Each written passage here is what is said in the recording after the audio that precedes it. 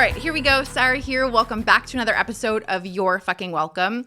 Today's episode is inspired, as they really so often are, by a conversation that I had with a client yesterday.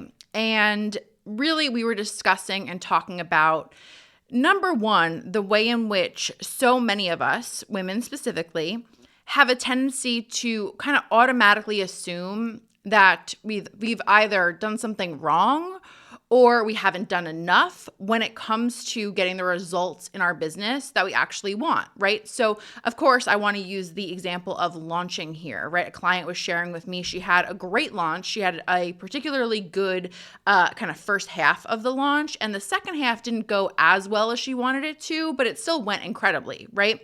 But her automatic default, and kind of what she was asking me about and what we were discussing, was where she messed up week 2, or where things weren't good enough week 2, right? And again, I feel like so many of us, because we're entrepreneurs, because we're doing what we're doing, we're achievers. You know, we got good grades. We did the things that we were supposed to do. Most of us, a lot of times when I talk to people, especially, this is a blanket statement, and it's not true all across the board, but so many of the people that I speak to, you know, we had parents that were fairly hard on us, right? Like we had to do the things right in order to, you know, feel like we were, I don't know, winning with our parents. I don't even want to say it that way, but I think you hear what I'm saying.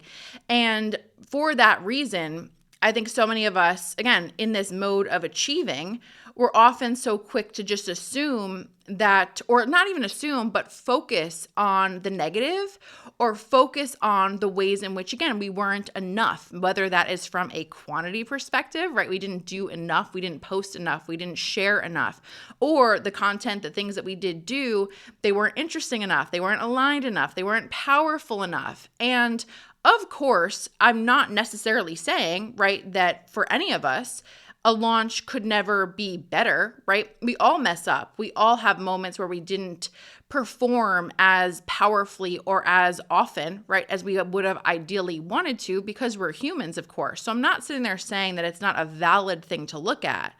But in my experience, I have come to understand that when it comes to having bigger launches, when it comes to making more money, focusing more on what did I do right, what went right here, will always make me so much more money and teach me so much more than actually looking at it from the perspective of what did I get wrong? What didn't I do? Because here's the thing. I know this can be hard to remember, and I know that this can be hard to embrace, but hopefully in your business, you are doing this for the long term. You are not doing this for 1 month. You're not doing this for one launch, right? We are here to build long-term, sustainable, successful businesses. So if you were to go about having a launch, right, and walk away from it, whether it performed as well as you wanted to or not, you sitting there and really taking the time to be like, what did I get right here? What content were my people the most excited about? The people who did sign up, what were they expressing the most? What were they feeling the most? What felt the most aligned to them for this program, which is what made them sign up in the first place? And then how can I, time after time, the next time I launch it, the next launch I go into, whatever, how can I really anchor into that and amplify it? Right? If we use the example of my program, the 500K sales system, which doors close Friday for, if we look at that example, you know, the first, second, third time I launched it, it was a great program. But with every round of the program, it got better and better, not just from the program itself, but from the marketing perspective, because of the fact that I was speaking to people, talking to people, hearing people, right? And the more I did that, the more I was able to see clearly why they were excited about it, what made the biggest impact on them. And I was able to instead kind of fine tune, right, the sales page, fine tune the marketing, anchor into the shit that was the most powerful, and again, amplify that versus the way that, again, so often, so many of us look at it the opposite, that we weren't enough, right? Because for all of us in our businesses, I think, again, it's, you know, I think coaches and service providers, it's so unique in the sense that we are our product, right? So it is, I find, so much more emotional for us than maybe other types of businesses would be, right? If our marketing doesn't perform, not only is it about the money in the bank not coming through, right? It's also about, oh God, we didn't do something right. People didn't like what we had to say. We didn't look good in this scenario, whatever it is. And so it's so easy and it's so common to kind of be driven by ego, right? Like the fear-based mind, in that sense that we're automatically defaulting to, again, what did I do wrong? Or where didn't I add up? What do I need to do better? How do I have to push myself for it to be better the next time? And again, like I said, I'm not ever saying that it can't be better, but it was also a really powerful moment for me to realize that it's always going to be possibly better.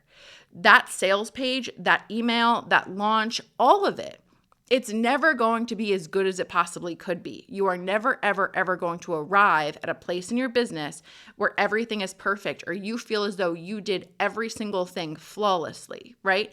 The only thing you can do is dial it up and improve each time, because again, there will always be further to go. There will always be something to better, something to make even more powerful or more sexy when it comes to your marketing, so on and so forth. There will always be higher to climb.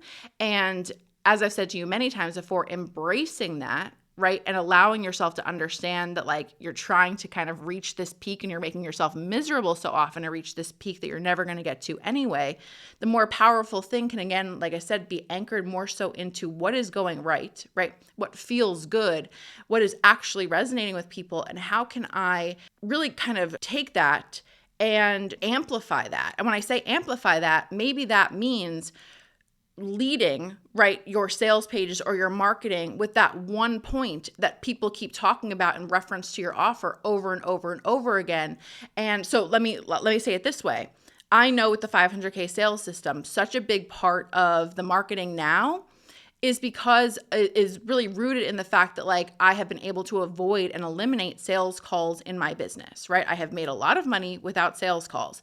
And it's such a big point of the 500K sales system now because of the fact that I know through experience that people hate sales calls. They want to get rid of sales calls. That's what so many people were echoing back to me when it came to why they signed up for the program or what the best part of the program was for them, right?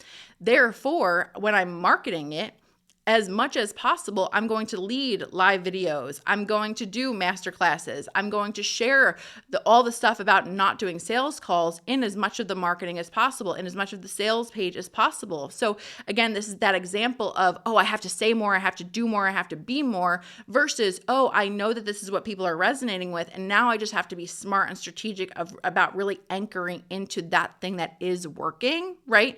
And again, amplifying that as much as possible. And like I said, I just feel like so many of us, specifically as women, I feel like we don't give ourselves the opportunity to see that clearly. I feel like we don't give ourselves the opportunity to kind of like give ourselves a pat on the back and like congratulate ourselves and actually be like, God, like you're killing it in these ways and this is working so well and you did this brilliantly. And okay, cool. Now we just get to expand upon it, right? Again, our automatic instinct so often is to go outside of ourselves and to reach for more or believe that we have to be more. And so I just wanted to share that with you today because I wanted to just remind you here that so often when it comes to succeeding and being more successful and progressing in your business, the question is not what more can I be, right? It's to look at what am I doing right here and how can I really, really, really embrace that and use that to my advantage. And it doesn't have to necessarily be all about you doing more or again, being more, okay? And so yes, the 500K sales system, we have doors open until Friday, doors closed Friday night at 11:59 p.m. Pacific, sarah-dan.com as always for all of the details. And I hope that was helpful. I'll talk to you soon. Bye.